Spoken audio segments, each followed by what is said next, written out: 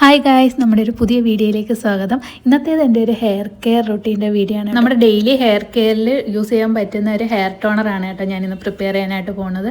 ഈ ഒരു hair care toner ഉപയോഗിച്ച് തുടങ്ങിയിട്ട് എനിക്ക് എൻ്റെ ഹെയർ ഫാൾസിനൊക്കെ നല്ല കൺട്രോൾ ആയിട്ടുണ്ട്. അത്യാവശ്യം നല്ല രീതിയിൽ പുതിയ പുതിയ ഹെയർ ഒക്കെ വളരാനും തുടങ്ങിയിട്ടുണ്ടായിരുന്നു. അപ്പോൾ എനിക്ക് വളരെ യൂസ്ഫുൾ ആയതുകൊണ്ടാണ് കേട്ടോ ഞാൻ ഈ ഒരു വീഡിയോ ഷെയർ ചെയ്യുന്നത്. എനിക്ക് മാത്രമല്ല, ഒരുപാട് പേര് ഉപയോഗിച്ച് റിസൾട്ട് കിട്ടിയിട്ടുള്ളൊരു ഹെയർ ടോണറാണ്.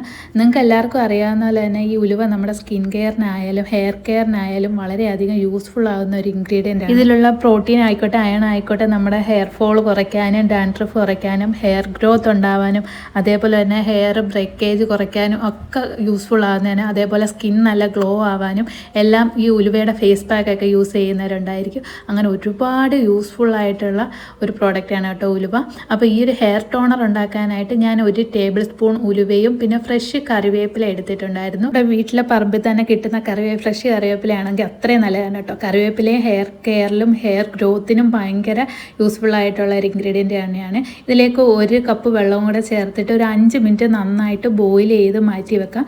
ഇത് നന്നായിട്ട് ആറിയിട്ട് ഒരു റൂം ടെമ്പറേച്ചർ ആവുന്ന സമയത്ത് ഇത് നന്നായിട്ട് അരിച്ചെടുത്തിട്ട് നമുക്ക് വേറെ ഒരു ബോട്ടിലേക്ക് ആക്കി വെക്കാം കേട്ടോ. ഇതൊരു ഒരാഴ്ചയൊക്കെ നിങ്ങൾക്ക് യൂസ് ചെയ്യാൻ പറ്റും. ഇത് നമ്മുടെ നോർമൽ വാട്ടറിനേക്കാളും കുറച്ച് തിക്കായിട്ടുള്ള കൺസിസ്റ്റൻസി മാത്രമേ ഉള്ളൂ. അതുകൊണ്ട് ഹെയറിൽ ഒരുപാട് സ്റ്റിക്കി ആയിട്ടോ അങ്ങനെ ഹെവി ആയിട്ടോ ഒന്നും ഫീൽ ചെയ്യത്തില്ല. ഇത് സ്കാൽപ്പിൽ അപ്ലൈ ചെയ്തിട്ട് ഒരു 1 അവർ കഴിഞ്ഞിട്ട് തല കുളിച്ചാൽ നല്ല രീതിയിൽ അതിന് സ്മെല്ല് ഇഷ്ടമല്ലാത്തവർക്ക് ഷാമ്പു തേച്ചിട്ട് തന്നെ സ്കാൽപ്പിൽ മസാജ് ചെയ്ത് കളയാം. അതിന് മുമ്പായിട്ട് ഇത് ഒരു മണിക്കൂറോളം നമ്മൾ ഹെയറിൽ വെച്ചേക്കുക. ഇത് നിങ്ങൾക്ക് ഡെയിലി യൂസ് ചെയ്യാൻ പറ്റിയ ഒരു ഹെയർ ടോണറാണ് കേട്ടോ.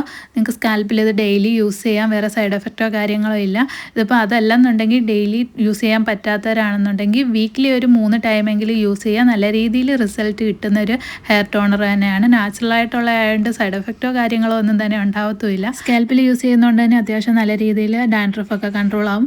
അതേപോലെ തന്നെ നിങ്ങൾക്ക് ഇത് ഹെയറിലും യൂസ് ചെയ്യാവുന്നതാണ്.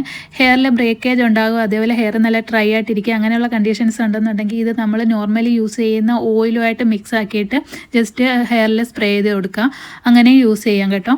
സ്കാൽപ്പിൽ ഇത് അപ്ലൈ ചെയ്തിട്ട് കുറച്ച് നേരം നന്നായിട്ടൊന്ന് മസാജ് കൂടെ ചെയ്ത് കൊടുത്താൽ ഹെയർ ഫോളൊക്കെ കുറയും കേട്ടോ. എനിക്ക് അത്യാവശ്യം നല്ല രീതിയിൽ ഹെയർ ഫോൾ ഉണ്ടായിരുന്ന ഒരാളാണ്.